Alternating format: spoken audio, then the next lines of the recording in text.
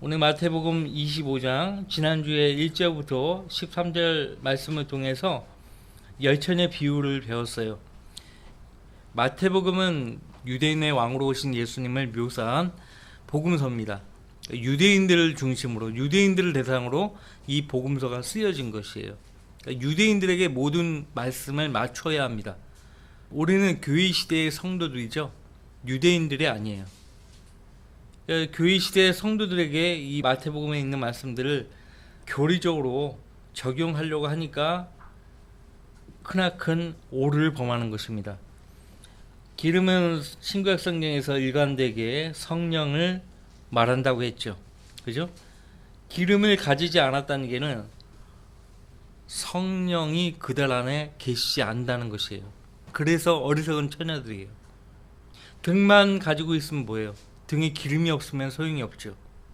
등을 가지고 있다는 얘기는 한밤중이라도 오신다고 약속하신 그 신랑을 맞이하기 위해서 등을 가지고 있는 거거든요. 근데 그 등에 기름이 없으면 소용이 없는 거죠. 소용이 없는 것이에요. 모든 유대인들은 예수님이 메시아가 온다는 걸 알아요. 메시아가 온다는 걸 아는데 이 사람들 문제는 그들을 구원하기 위해서 오신 예수 그리스도를 못 알아봤다는 얘기예요. 그분을 왕으로 영접하는 것을 거절했죠. 크나큰 죄예요. 깨어있으라, 준비하고 있으라. 이것은 환난 유대인 성도들뿐만 아니라 예수님을 맞이하기 위해서 기다리고 있는 우리 신약시대의 성도들도 똑같은 믿음의 자세예요. 깨어 있어야 되고 준비하고 있어야 합니다. 왜냐하면 언제 주님이 오실지 오는 그 나이가 그 시간을 몰라요. 연원일시를 알 수가 없어요. 자, 이제 14절 말씀. 달란트는 유대인들의 화폐이면서도 무게 단위예요. 무게를 잴 때도 달란트를 사용하는데 이 달란트를 일반적으로 요즘에는 탤런트라고 해서 재능을 많이 가진 사람, 연예인들을 탤런트라고 하잖아요. 드라마 연예인들. 아무 역할이 주어져도 소화할 수 있는 사람, 그렇게 재능을 많이 가진 사람, 능력을 많이 가진 사람을 탤런트라고 하는데, 사실 달란트는 방금 이야기했지만 화폐 단위면서 무게 단위예요. 그 이상도 그 이하도 아니에요. 이것을 여기 달란트 비유를 그렇게 이제 은유적으로 가져다가 적용하는 것 뿐이지 달란트가 의미하는 것은 그것이 아니에요. 자, 이제 14절 말씀 보세요. 마태복음 25장 14절 말씀. 천국은 마치 어떤 사람이 먼 나라로 여행하면서 자기의 종들을 불러 그들에게 자기 재산을 맡기는 것과 같으니라. 먼 나라로 여행을 하려고 하는데 여행을 떠나면서 자기 종들에게 자기 재산을 맡긴 거예요. 15절. 그가 각자의 능력에 따라 한 사람에게는 5달란트를, 또 한 사람에게는 2달란트를, 또 다른 사람에게는 1달란트를 주고 곧 여행을 떠났더라. 16절. 그 후 5달란트 받은 사람은 가서 그것으로 장사하여 5달란트를 더 벌었고. 자, 각자의 능력에 따라 달란트를 줬어요. 달란트를 줬는데 그 달란트를 주면서 주인이 무엇을 어떻게 하라는 주문이 없어요. 지시가 없어요. 각자의 능력에 따라 달란트를 주고 여행을 떠났어요. 종은 뭐예요? 청직이에요. 이 교회 시대에 우리 성도들도 하나님의 청직이에요. 우리 모든 성도들이 하나님의 청지기로 부르심 받은 거예요. 여러분이 하나님 청지기인 것을 단 2구절로 이야기해 보세요. 신약성경 단 2구절. 어디에 나오는 거예요? 한번 테스트를 한번 해보는 거예요. 어디에서 우리에게 청지기라고 말씀하고 있어요? 어디입니까? 고린도전서 4장에 하나님의 신비들을 맡은 청직이라고 말씀하고 있어요. 거기 고린도전서 4장이요. 보통 청지기는 주인의 집을 관리하는 종을 가리키죠. 아브라함에게는 엘리에셀이 있었죠. 뭐 요즘에는 집사 하잖아요. 집사가 그런 의미예요. 고린도전서 4장 그 종이 청지기예요. 청지기. 4장 1절 말씀부터 그러므로 사람들이 우리를 저와 여러분들을 뭐라고 말합니까? 읽어봐요. 그리스도의 일꾼이며 하나님의 신비들을 맡은 청지기로 여기게 하라. 청지기에게 요청되는 것은 무엇보다도 신실한 사람으로 발견되는 것이라. 우리가 그리스도의 일꾼이라고 해요. 그리스도의 일꾼은 일하는 종을 가리키잖아요. 그 일하는 종, 일꾼을 청지기라고 말씀하고 있어요. 우리가 하나님의 재산을 맡은 청지기가 아니라 하나님의 신비들을 맡았다라고 말씀하셨어요. 하나님의 신비들을 7가지로 가리키고 있죠. 거기에 대해서는 여러분이 공부를 하셔야 돼요. 이 시간에 제가 따로 얘기하지 않겠어요. 자, 하나님의 신비들을 맡은 청지기로 여기게 하는데 신실한 사람이어야 한다. 그렇게 말씀하고 있죠. 그리고 지역교회 목사와 집사도 기본적으로 하나님의 청지기예요. 디모데전서 3장과 디도서 1장에 하나님의 청지기로서라고 그렇게 말씀하고 있죠. 목사도 집사도 하나님의 청지기예요. 집사의 헬라어 뜻을 보면은 먼지를 뚫고 달리는 사람. 그러면 먼지를 뚫고 달리는 사람이라는 그 말에서 그 집사가 어떤 사람이라는 것을 알 수 있죠. 그만큼 부지런히 자기에게 주어진 일들을 열심히 수행하는 사람이라는 것이에요. 바쁘게 수행하는 사람. 목사, 집사 다 하나님의 청지기예요. 자, 또 있어요. 우리 신약교회 시대의 성도들을 하나님의 청지기라고 말하는 신약성경 어디에 또 있죠? 어디에 있어요? 베드로전서 몇 장이요? 4장. 그렇죠. 4장 10절. 자, 베드로전서 4장 10절 말씀에 같이 있습니다. 베드로전서 4장 10절. 각 사람이 받은 은사대로 하나님의 다양한 은혜를 맡은 선한 청지기같이 서로 섬기라. 물론 이게 모델로 지역교회에 있는 모든 성도들에게 모델로 하나님의 은혜를 맡은 선한 청지기의 비유를 하는데, 여기서 말하는 선한 청지기는 1차적으로 지역교회 목사와 집사예요. 지역교회 목사와 집사를 보고 다른 성도들도 그처럼 하나님을 신실하게 섬겨야 된다 이거예요. 그러니까 목사와 집사는 성도들에게 본을 보여야 되는 사람들이에요. 그러니까 성도들이 목사와 집사가 하나님 섬기는 모습을 보고 도전을 받는 거죠. 아, 나도 저렇게 하나님 섬겨야 되겠구나. 근데 오늘날 목사와 집사는 뭐예요?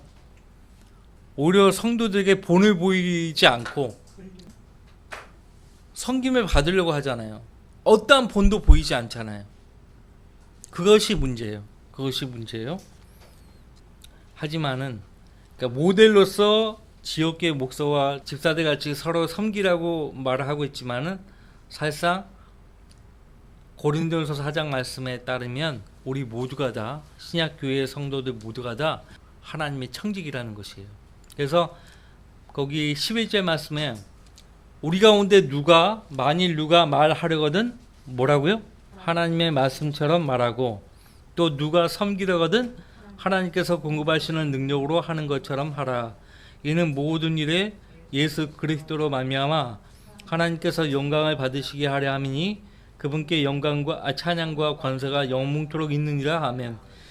하나님께서 공급하시는 능력으로 하는 것처럼 하라. 하는 것처럼 하라 하니까 신육만 하라, 그런 말로 오해할 수 있는데 그것이 아니에요. 그렇게 하나님의 능력을 공급받아서 서로 섬겨야 한다, 그렇게 보여야 한다, 그렇게 말하고 있는 것입니다. 다시 마태복음 25장으로 와서요. 그래서 여기 정확하게 구체적으로 어떤 임무를 맡겼는지는 알 수 없지만 돌아와서 이제 그 종들과 결산을 하죠. 이 달란트를 받은 종들이 주인이 왜 나에게 이 달란트를 맡기고 갔는가에 대해서 생각을 한 것이에요. 왜 나에게 이 달란트를 맡겼을까 생각을 하는 거죠.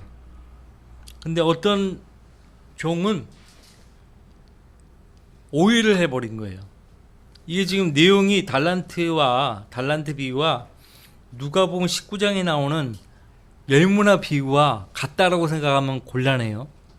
여기 달란트는 유대인이 쓰는 화폐 단위, 그다음 무게 단위고 열 문화라고 했잖아요. 성경에서 열은 숫자 열은 10은 항상 이방인과 관련이 있어요. 이방인.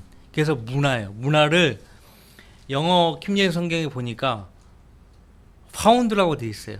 이방 민족을 대표하는 영국의 화폐 단위가 파운드죠. 파운드.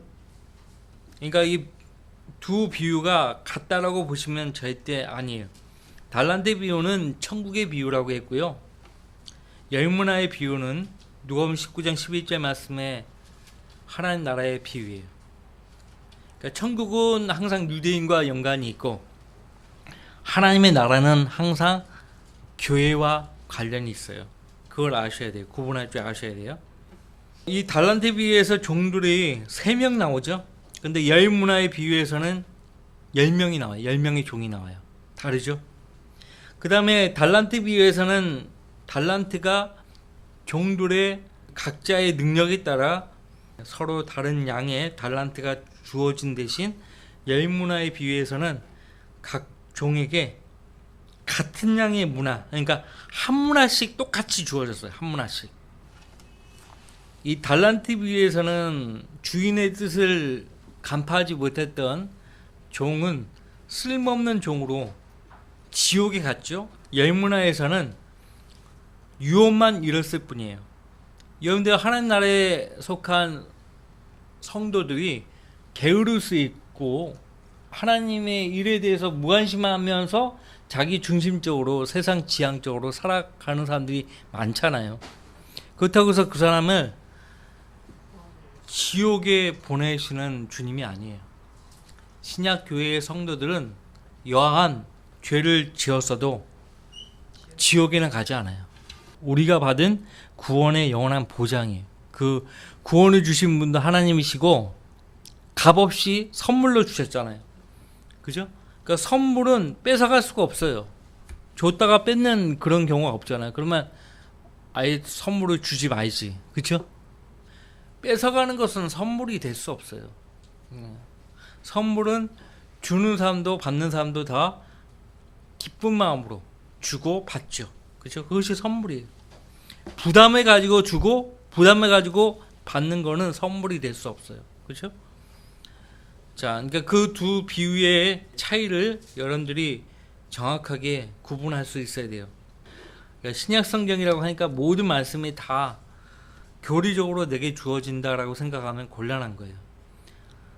이 달란트는요, 재림 직전에 대환란을 통과하는 유대인 성도들에게 적용되는 것이에요. 그 다음에 열문화의 비유는 교회 시대의 성도들에게 적용되죠. 거기에 구체적으로 주인이요, 종들에게 문화를 맡길 때, 한 문화씩 줄 때, 너희는 내가 돌아올 때까지 이것들을 가지고 오커파이, 장사하라. 그렇게 구체적으로 장사하라. 여기서는 구체적인 임무가 없어요. 달란트만 주고 떠난 거예요. 구체적인 명령을 줘서 신약 성경 어디를 봐도 하나님이 그냥 알아서 해. 알아서 너희가 나를 섬겨. 이런 말씀 없어요. 구체적으로 어떻게 해야 될지를 구체적으로 그분의 종인 사도들을 통해서 우리에게 가르쳐 주신 거예요. 잊어버릴까 봐서 이렇게 기록된 문서로, 책으로 우리에게 주신 거라고. 여기에 기록된 대로 우리가 읽고 실행하면 되는 거예요. 그 열처녀 비유에서요, 이 열처녀 비유는 어린 양의 혼인식 전에 혼인식에 참여할 처녀들에 대해서 다루고 있어요. 근데 누가복음 12장에서는 이미 신부와 결혼을 마치고 돌아오는 신랑을 기다리고 있는 종들을 다루고 있는 거예요. 상황이 달라요. 같은 상황이 아니에요. 그러니까 열문화의 비유와 달란트 비유도 상황이 달라요. 그거를 구분을 하셔야 돼요. 똑같다고 보시면 안 돼요. 똑같을 바에 왜 이 똑같은 것을 왜 이렇게 얘기하겠어요? 의미가 없죠. 근데 마태복음 하나만 딱 기록해 둘 것이지. 다르기 때문에 우리는 공부를 해야 돼요. 무엇이 어떻게 다른지 공부를 해야 합니다. 그래서 이 마태복음 25장에 나오는 이 종들은, 달란트를 받은 이 종들은 환란 시대의 유대인 성도들, 그러니까 그들도 하나님 입장에서는 종들이에요. 종들인데 주인이신 예수님이 재림 때 돌아오셔서 그 종들과 결산을 보는데요. 그 결산 보는 것을 심판이라고 해요. 우리도 결산 보죠. 그리스도의 심판석에서 결산을 봐요. 이 사람들은요, 대환란을 통해서 결산 보는 거예요. 자, 종들이 주인이 맡긴 재산을 어떻게 관리하고 얼마나 남겼는가를 기준으로 심판을 받습니다. 그래서 21절, 23절 말씀 보면은 잘 그 관리한 종들에게 잘하였도다 착하고 신실한 종아, 내가 적은 일에 신실하였으니 내가 너로 많은 것들을 다스리도록 하리라. 내 주인의 기쁨에 동참하라. 그래 말씀하고 있죠.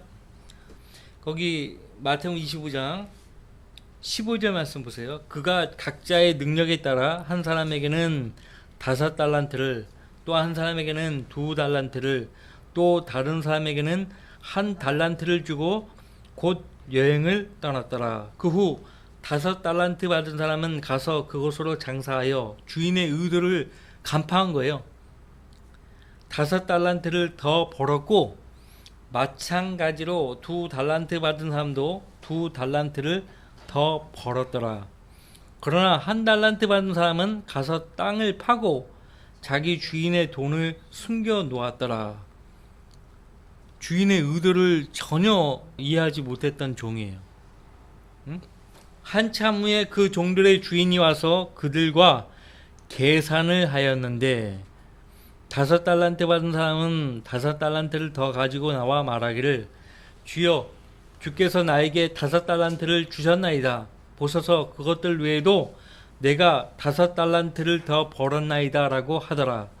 그의 주인이 그에게 말하기를, 잘하였도다 착하고 신실한 종아, 내가 적은 일에 신실하였으니 내가 너로 많은 것들을 다스리도록 하리라.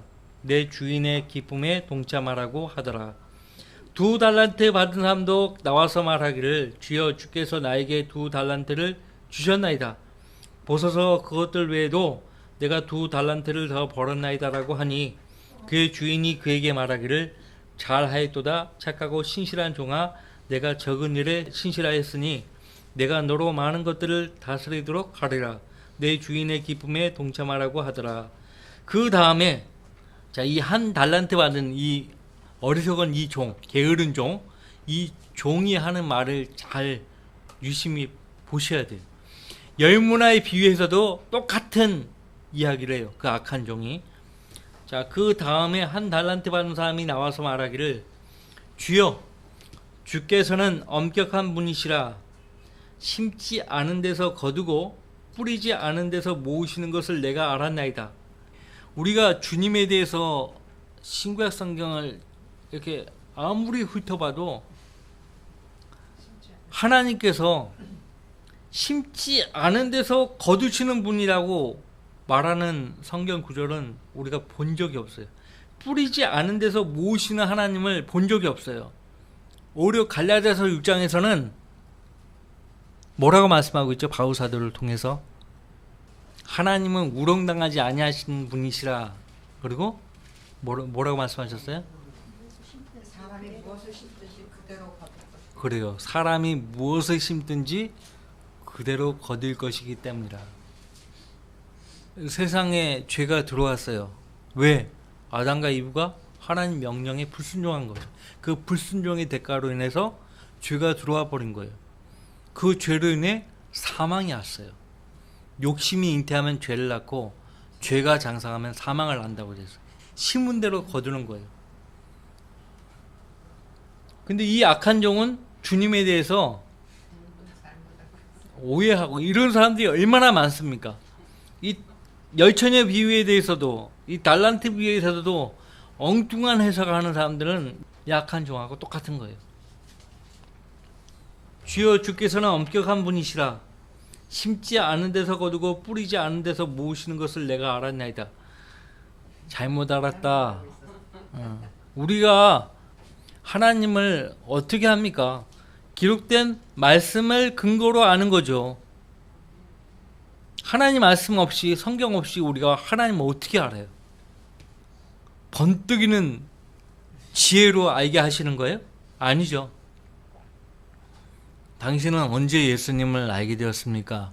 어느 한날 꿈을 꾸었습니다. 꿈 얘기하는 거예요. 꿈 얘기하고 환상 얘기하고 그렇게 해서 예수님 알았다고, 예수님 만났다고. 이거 거짓이거든요. 여러분이 누군가가 여러분에게 예수님을 어떻게 아시고 믿게 되었냐고 물으면 성경의 어떤 구절이든지 구원으로 인도하는 그 말씀을 찾아서 이 말씀대로 내가 믿었다. 예수님을 이 말씀을 통해서 예수님 믿었고 구원받았다. 영접했다. 그렇게 제시하면 되는 거예요. 이 악한 종은 주님에 대해서 전혀 몰랐어요. 주님이 어떤 분이신지 전혀 몰랐어요. 그래서 25절 그러므로 두려워서 가서 땅속에 당신의 2달란트를 숨겨 놓았나이다. 보소서 주인님의 돈을 가지소서라고 하니 이렇게 도로 줄 돈이라면 처음부터 주인이 종에게 그 달란트 안 주지요. 줬던 거 그대로 돌려받을 돈이라면 주인이 줄 이유가 전혀 없죠. 안 그래요? 그래서 이 주인이요, 이 악한 종의 잘못된 주님에 대한 잘못된 그 관념에 대해서 지적을 하시는 거예요. 26절 그의 주인이 대답하여 그에게 말하기를 악하고 게으른 종아 너는 내가 심지 않은 곳에서 거두고 뿌리지 않은 곳에서 모으는 줄 알았으니 사실 잘못한 거예요. 누가복음 19장에 보면은 정확하게 네가 나를 잘못 알았다 그렇게 말씀하고 있어요. 27절 그렇다면 네가 마땅히 내 돈을 환정상에게 맡겨서 내가 돌아왔을 때 내가 원금을 이자와 함께 받게 해야 했으리라. 심지 않은 곳에서 주인 입장에서는 자기가 부르지도 않고 세우지도 않은 환정상, 세우지도 않은 자기하고 관련 없는 은행에 맡겨가지고 원금만 받지 않잖아요. 이자와 함께 원금 받잖아요. 은행은 고객의 돈을 먼저 받는 거죠. 받은 그 돈을 또 이자를 쳐가지고 빌려주죠. 고리대금업이죠. 일종의. 그렇게 고객의 돈을 맡고 그 맡은 돈을 딴 사람에게 이자를 쳐가지고 빌려주고 그래서 고리대금업이죠. 환전상이라고 했고 누가복음 19장에서는 은행이라고 그렇게 말씀하고 있죠. 맡겨서 내가 돌아왔을 때 내가 원금을 이자와 함께 받게 해야 했으리라. 자, 이 누가복음 19장 보세요. 상황은 다르지만은 악한 종에 대한 주님의 그 처우는 같아요. 누가복음 19장 22절 23절 말씀 볼게요. 주인이 그에게 말하기를 악한 종아 내 입에서 나오는 말로 내가 너를 심판하리라. 너는 내가 두지 않았던 것에서 취하고 심지 않았던 것에서 거두는 그러한 엄격한 사람인 줄 알았도다. 그렇다면 너는 어찌하여 내 돈을 은행에 맡기지 아니하였느냐? 그랬더라면 내가 와서 이자와 함께 원금을 청구하였으리라고 하더라. 환정상이 여기서는 은행이라고 그렇게 말씀하고 환정상이 은행이죠. 은행 역할을 했죠. 내 입에서 나오는 말로 내가 너를 심판하리라. 악한 종아 내 입에서 나오는 말로 잘못된 주인에 대한 잘못된 그 생각이죠.